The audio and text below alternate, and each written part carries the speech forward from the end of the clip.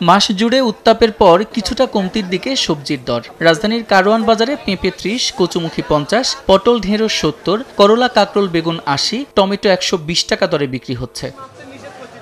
বিক্রেতারা বলছেন, সপ্তাহ ব্যবধানে প্রায় প্রতিটি সবজির দাম কেজিতে ১০ থেকে ২০ টাকা কমেছে। তবে ২০ টাকা বেড়ে মরিচ ১৮০ এবং শসা বিক্রি হচ্ছে ১০০ টাকা কেজি দরে। কাঁচামরিচটা আর শসাটাই বাড়ছে, টমেটোর দামটা কমছে। সবজি মোটামুটি ভরপুর আছে এই সপ্তাহে বাজারে, সেই কারণে ১০ থেকে ২০ টাকা কেজি সবজির দাম কমছে। বেড়েছে ৫০-৬০ থেকে ১০০ টাকা, কমেছে কতটুকু?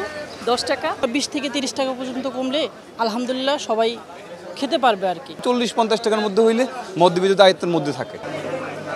এদিকে ভরা মৌসুমেও চড়া ইলিশের দাম স্বাদ ও সাধ্যে না মেলায় অনেকেই ফিরছেন দাম দর করে। ১ কেজি ওজনের প্রতি পিসের দাম ঠেকেছে ২৫০০ টাকায়। ৮০০ থেকে ৯০০ গ্রামের ইলিশ বিক্রি হচ্ছে ২২০০ টাকা দরে। তবে অন্যান্য মাছের দাম বাড়েনি বলে দাবি বিক্রেতাদের। একটা দাম ছিল কাস্টমার দরবার কেজিতে ২০০ টাকা ১০০ টাকা বাড়তি। কেন? মাছ একবারে অনেক কম। ২২০০-২৩০০ টাকার নিচে কোনো কেজি নাই। এখন কিছু মাছ আছে আর একটু বড় যেগুলা, ওগুলো তো আরো দাম। ১৭০০ টাকা কেজি, 2 কেজি হয়ও নাই। মধ্যবিত্তের আসলে ইলিশ খাওয়ার ইচ্ছাটাকেই বাদ দিতে হবে। স্বস্তি ফিরতে শুরু করেছে মুরগির দামে। ১০ টাকা কমে প্রতি কেজি ব্রয়লার বিক্রি হচ্ছে ১৭০ টাকায়। ৩০০ থেকে ৩২০ টাকায় স্থিতিশীল রয়েছে সোনালির দাম। ব্রয়লারটা ১০ টাকা কমছে কেজিতে, আর সোনালী মুরগিটা আপনার গেছে সপ্তাহে রেডে আছে, মোটামুটি এখনো নিয়ন্ত্রণে আছে। মসুর ডালের দাম ১০ টাকা বেড়ে এ সপ্তাহে বিক্রি হচ্ছে ১৬০ টাকা দরে।